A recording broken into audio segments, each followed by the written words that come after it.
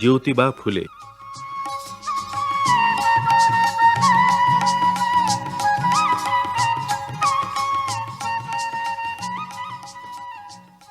जिस तरह बंगाल में राजा राम मोहन राय का नाम बच्चा-बच्चा जानता है, उसी तरह महाराष्ट्र में हर बच्चे की जुबान पर ज्योतिबा फुले का नाम है। उन्होंने स्त्री शिक्षा की नींव डाली और विधवा विवाह तथा विधवाओं के पुनर्वास के लिए अथक प्रयास किए।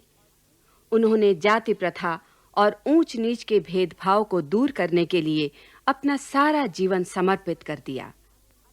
ज्योतिबा फुले का जन्म 1827 में पुणे के एक माली परिवार में हुआ। पिता गोविंदराव अनपढ़ थे, किंतु चाहते थे कि उनका पुत्र पढ़े लिखे और समाज में आगे बढ़े। लेकिन उन दिनों पुणे में कट्टरता व जातिवाद का बड़ा जोर था। विद्या पाने का अधिकार केवल उच्च वर्ग के लोगों को ही था। फिर भी उर्दू फारसी के शिक्षक गफ्फार बेग मुंशी और ईसाई पादरी लेजिट के सहयोग से ज्योतिबा की पढ़ाई लिखाई हुई।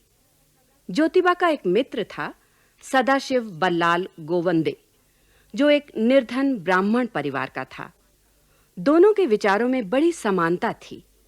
दोनों दलितों और शोषितों में जागृति लाना चाहते थे। एक बार ज्योतिबा अपने मित्र से मिलने अहमदनगर गए।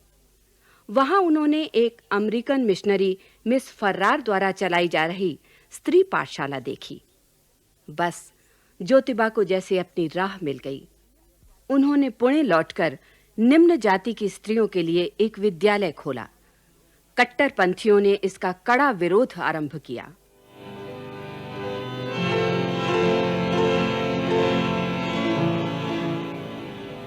अरुणा साहब, कुछ सुना आपने? क्या? गोविंद राव के पुत्र ज्योति ने स्त्रियों की एक पाठशाला खोली है। वो उन्हें पढ़ाकर हमारे बराबर बैठाने का षड्यंत्र कर रहा है। कुलकर्णी जी बिल्कुल ठीक कह रहे हैं हुजूर। स्त्री शिक्षा जाति और समाज के विरुद्ध है। शिवराम जी, क्या बहुत सी स्त्रियां जाने लगी हैं उसकी पाठशाला में? अभी तो शुरुआत हुई है। धीरे-धीरे ये रोग सारे नगर में फैल जाएगा हुजूर। शिवराम जी, भला बताइए, अगर स्त्री अपना गांव, कस्बा या पति छोड़कर नौकरी या कामकाज के लिए जाती है, तो इससे बड़ा पाप क्या होगा? ठीक कह रहे हैं कुलकर्णी जी।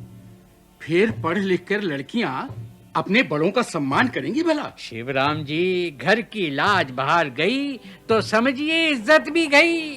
अन्ना साहब, ज्योति को ये सब नहीं करने दिया जाना चाहिए। सरकार क्या है? मालकिन ने मुझे पांडु नाई के घर भेजा था उसकी घरवाली को लिवा लाने के लिए। मालकिन के जोड़ों में दर्द है, वे मालिश करवाना चाहती थी। तो ये मुझे क्यों बता रहा? सरकार, मैं पांडु के घर गया तो पता चला उसकी घरवाली पाठशाला गई है। कहता था शाम को आ जाएगी। देख लिया आपने अण्णा साहब, अभी तो पाठशाला जाना शुरू हुआ है तो ये नखरे हैं। जब पढ़ लिख जाएंगे तो पता नहीं क्या करेंगे। धोंडो जी सरकार। जरा जाकर पांडु नाई को तो बुला ला। अच्छा सरकार, अभी लाया।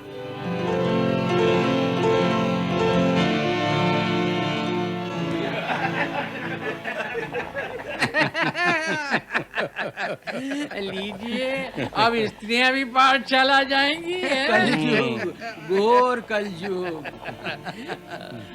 लीजिए अन्ना साहब, पांडु नाई आ गया। पाए लागू सरकार, मुझसे कोई खता हो गई हो तो माफ कर देना सरकार। कौन? पांडु? जी सरकार। अच्छा, तेरे घर में सब ठीक ठाक है? सरकार, आपकी कृपा है। हमारी कृपा की तुझे अब क्या जरूरत? तू तो अपनी घरवाली को पढ़ा लिखा कर उससे नौकरी करवाएगा, घर बैठे आमदनी होगी। अरे राम राम राम राम, ये क्या कह रहे हैं सरकार? जोरू से नौकरी करवाऊंगा। अब जब उसे पढ़ा लिखा रहा है तो उसके पीछे कोई तो कारण होगा ही ना। वो तो सरकार ज्योतिबा ने पाठशाला खोली है ना, हम गरीबों के लिए है, तो मैंने सोचा मेरी घरवाली भी नाम लिखना सीख जाए। अरे मूर्ख, तू ज्योति की चाल कहाँ समझेगा?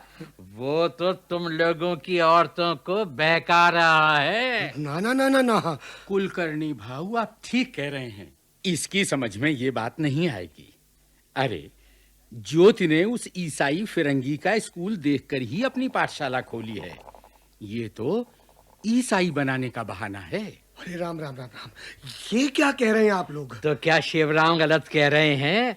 अरे अभी चेतो, नहीं तो बहुत देर हो जाएगी। तो आ गया समझ में? जी सरकार जी। पुणे के कट्टरपंथियों ने ज्योतिबा की पाठशाला का तरह-तरह से विरोध किया। कभी उन पर धर्म विरोधी होने का आरोप लगाया, कभी माली जाति के लोगों को उनके विरुद्ध भड़काया, तो कभी निम्न जातियों के लोगों को डराया, धमकाया। फिर भी ज्योतिबा अपने संकल्प पर डटे रहे। इस संघर्ष में उन्हें अपनी पत्नी सावित्री का पूरा सहयोग मिला।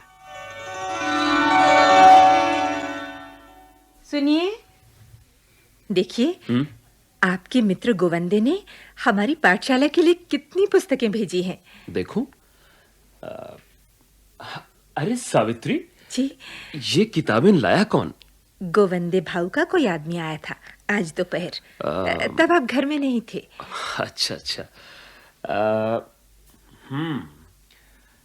सावित्री, कई बार सोचता हूँ गोवंदे और सदाशिव की सहायता और प्रेरणा के बिना मैं शायद ये पाठशाला नहीं चला पाता। ऐसा क्यों कहते हैं?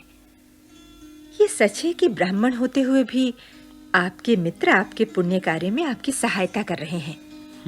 लेकिन आप में जो लगन है, उसे किसी की सहायता की आवश्यकता नहीं है। सावित्री, है, मुझे तुम्हारी सहायता की आवश्यकता है। आपके हर काम में हाथ बटाना मेरा धर्म है। कहिए तो, क्या करना होगा? इतने दिन हो गए पाठशाला खुले, लेकिन मुझे कोई शिक्षिका नहीं मिल रही है। मैं चाहता हूँ ये काम तुम संभालो। मैं? हाँ। मैं कहाँ इतनी पढ़ी लिखी हूँ। आपने बचपन में जो पढ़ाया है, मैं तो बस उतना ही जानती हूँ। फिलहाल इतना ही काफी है। इन निरक्षर महिलाओं के जीवन में प्रकाश लाने के लिए शुरुआत तो कर ही सकती हो। जैसा आप ठीक समझें। मैं पूरी लगन से काम करूंगी। मुझे तुमसे यही आशा थी सावित्री।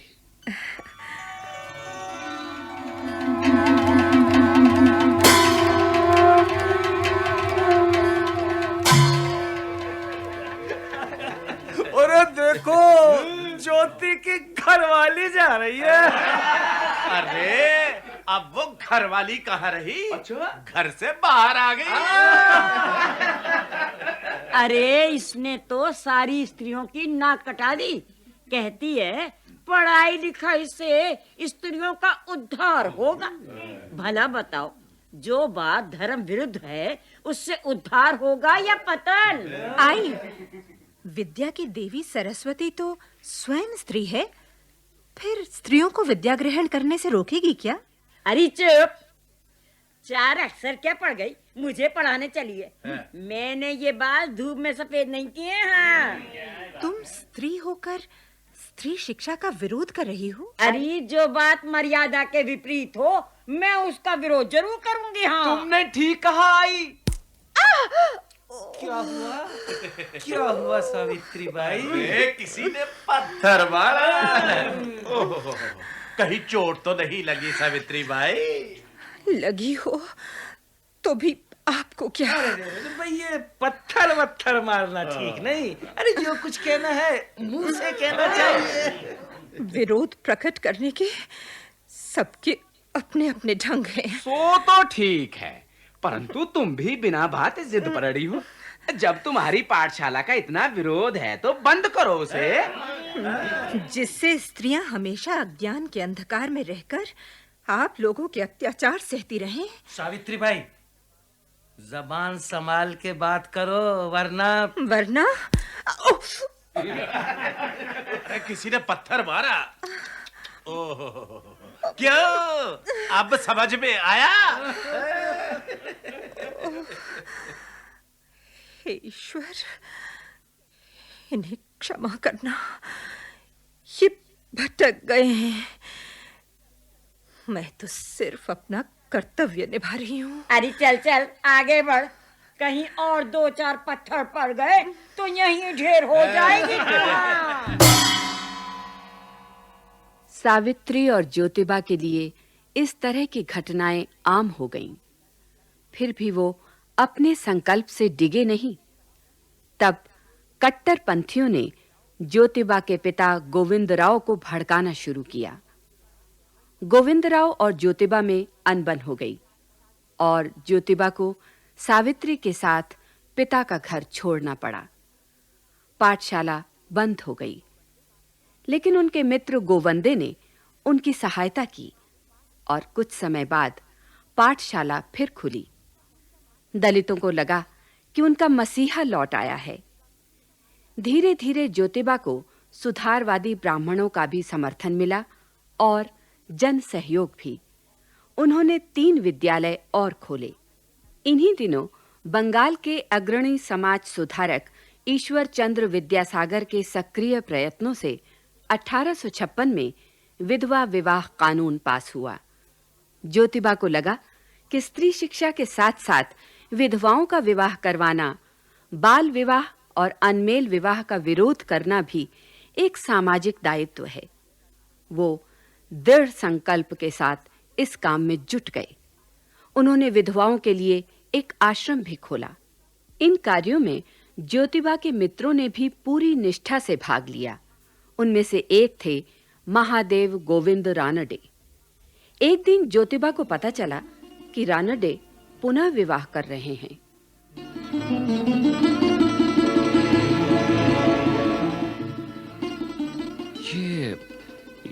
ये मैं क्या सुन रहा हूं महादेव? क्या बात है ज्योति? तुम विवाह कर रहे हो? हाँ, मेरी पत्नी की मृत्यु को बहुत दिन हो गए हैं। पिताजी कहते हैं। सो तो ठीक है, लेकिन मैंने सुना है तुम 11 वर्ष की बालिका से विवाह कर रहे हो। अब क्या करूं? लड़की के परिवार वाले पिताजी के सिर हो गए हैं। लेकिन तुम्हारे विवेक को क्या हुआ? तुमने कितने ही विधवा विवाह करवाए हैं। क्या तुम भी किसी विधवा स्त्री से विवाह नहीं कर सकते थे? क्या कहते हो ज्योति? पिताजी के रहते क्या ये संभव है? ये दोहरे मापदंड मुझे पसंद नहीं। कहते कुछ हो और करते कुछ और हो। सच, आज तुमने मुझे बड़ी पीड़ा पहुंचाई। बड़ी पीड़ा पहुंचाई है तुमने। ज्योति, ज्योति।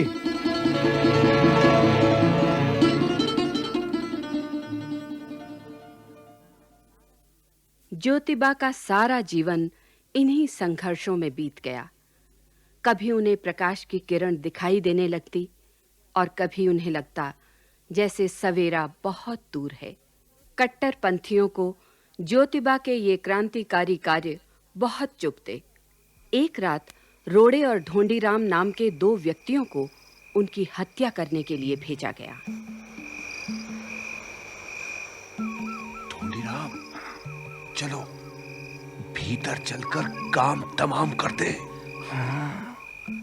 लगता है गहरी नींद सोया हुआ है। आओ, चलो चलो। आओ भाई, आ जाओ। अरे, ये तो जागा हुआ है। अरे मैं तो जागा हुआ हूं, लेकिन तुम लोग कब जागोगे?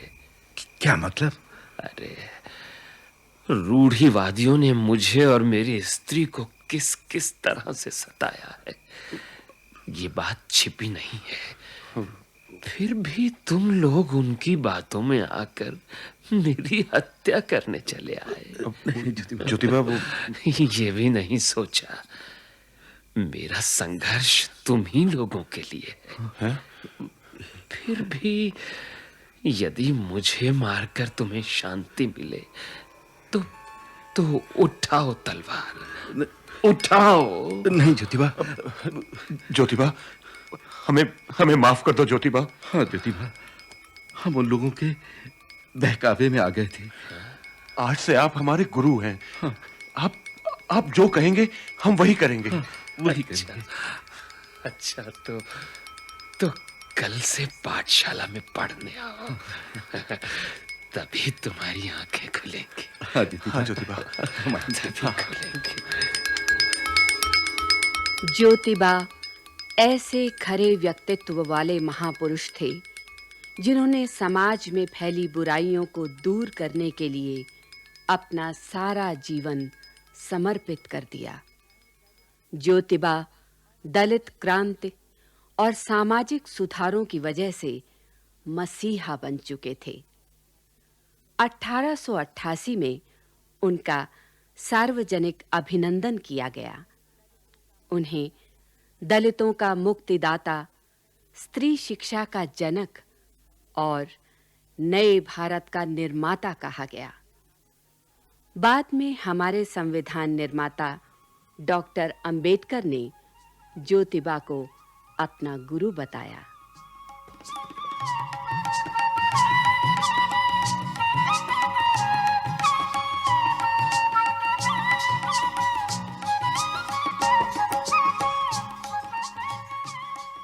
ज्योतिबा फुले। अभी आप सुन रहे थे ये कार्यक्रम। आलेख क्षमा शर्मा, विषय संयोजन ममता गुप्ता, कलाकार मंजू मैनी, राम मैनी, नीरज शर्मा, अभय भार्गव, सरोज भार्गव, वीना होरा, जयमिनी कुमार, सुरेश शास्त्री, के.एस. पवार, मनोज भटनागर, सुरेंद्र सेठी, B.R.L. सक्सेना, B.L. टंडन, मंगत राम और मोहम्मद अयूब। ध्वनियांकन सतीश लाड़े तथा निर्माण एवं प्रस्तुति वंदना निगम।